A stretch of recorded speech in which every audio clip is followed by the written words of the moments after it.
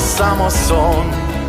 Da li crno to je belo, da li se možni zameni и дали двете прават цело. Во денешното издание на емисијата Play Cafe во минутите посветени на домашната музичка сцена ја слушнавме новата песна на Игор Атанасовски, познат како Гуру Харе, еден од најквалитетните музичари во земјава. Реприза е всушност најава за разговорот кој што следува. Во живо го вклучуваме токму Харе, со кого ќе зборуваме за неговото најново музичко остварување заедно со видеоспотот за реприза кој што излезе пред 3 дена чинам. Харе, ти благодарам што најде време за овој разговор. Ева можност да ги поздрави слушателите на Play Radio. Веќе се дружиме со задоволство секогаш кога има прилика за тоа. Здраво, добар ден и прво баш тоа и би сакал да ги поздравам сите слушатели на Play Radio. Ете се, надевам дека и убав повод имаме за да поразговараме. Последното вакво наше вклучување, мислам, беше за песната со Дани, ако не се лажем, ли тоа беше последното гостување кај вас во студио? Да, со Дани беше гостување. Така, имавме во живо вклучување за прекрасната мајко со Аки Ракимовски, така што ја следиме цела ваша кариера. Реприза инаку веќе 3 недели е место број 1 на нашата топ листа Мак Топ 5, така што фидбекот на публиката, односно на слушателите е јасен. Вие сте комплетен автор на оваа песна, последно од албумот кој што го работевте со македонски изведувачи кои што испеа ваши авторски песни. За реприза велите дека е интимна песна, па веројатно затоа и решивте да ја испеете и да ја доловите вие. Кога и како настана оваа песна која што можам слободно да кажам дека е круна на овој албум? Благодарам.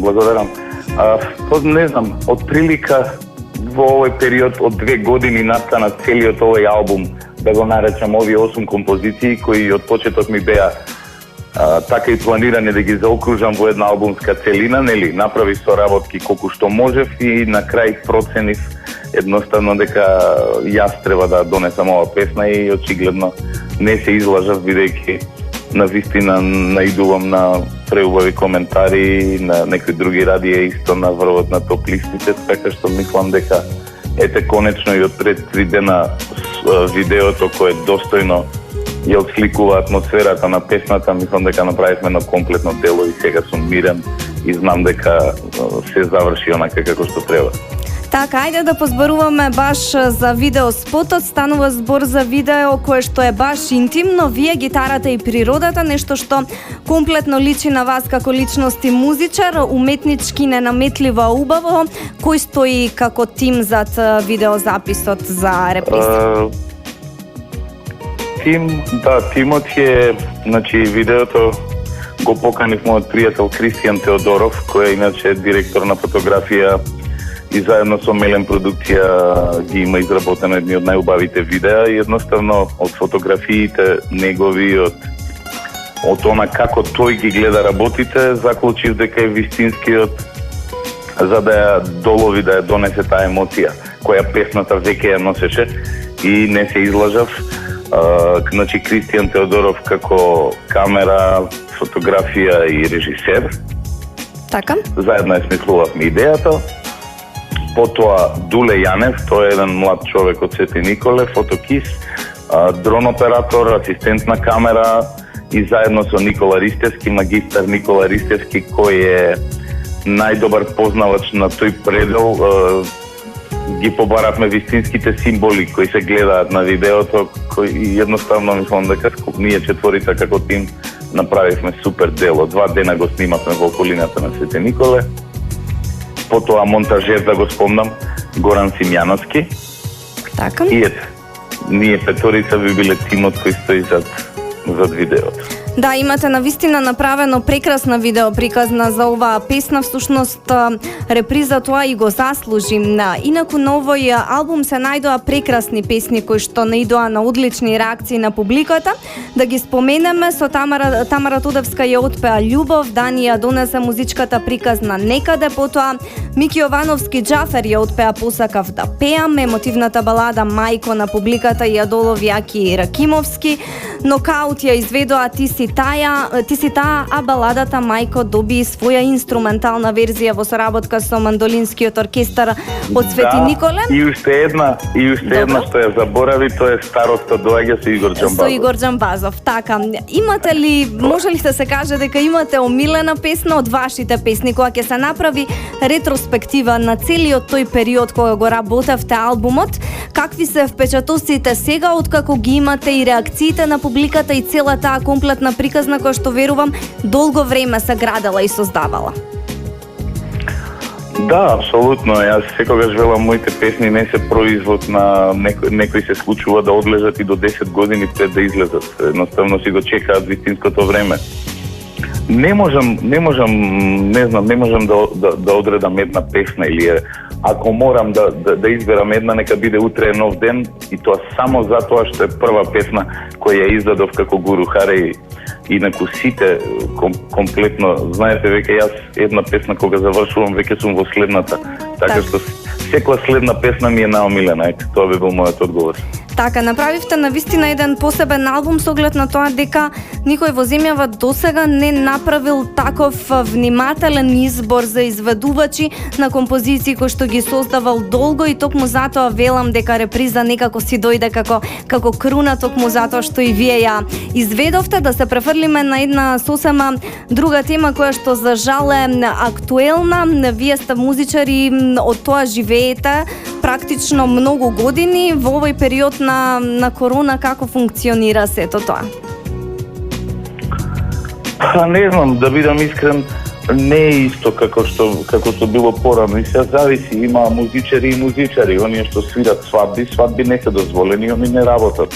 Некои артисти, изведувачи, например, кој концертира, и од странскиве, не знам, Джејко Бебек или кој веќе такво, од нашиве исто, си имаат концерти. Така што јас лично и не мислам дека е нешто кој знае колку пореметено, бидејќи музиката која создавам е популарна, меѓутоа па не е во оние први редови. Музика која собира луѓе околу масите на која се пие и се журка. Така што не знам, не знам, кога ќе посакам да направам концерт, веројатно тогаш и ќе се соочам со новата реалност, както или нормалност, која воопшто и не е нормална, ако ме не ме прашуват и така.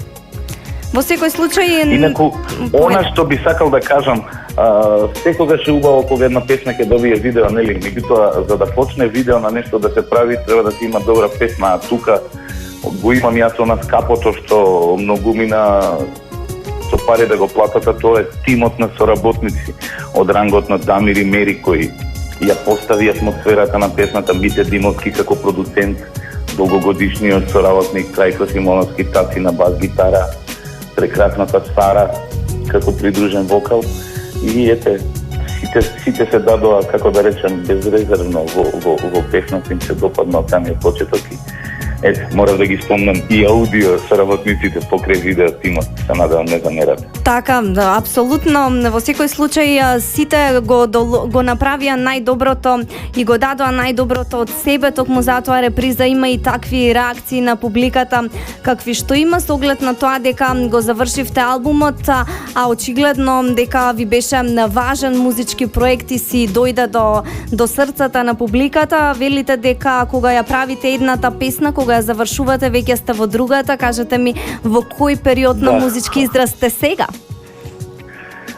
Да, интересно прашање кое јас си го поставувам. На ова сакам да гледам како завршување на еден проект кој во стартот сакав да има поп димензија, можеби нетипично за мене како блуз музичар, меѓутоа поентата ми беше да стигне до што поширок број на луѓе и очигледно искомуницира со публиката. Откако го завршив ова, не знам, имам желба да снимам некоја инструментална музика.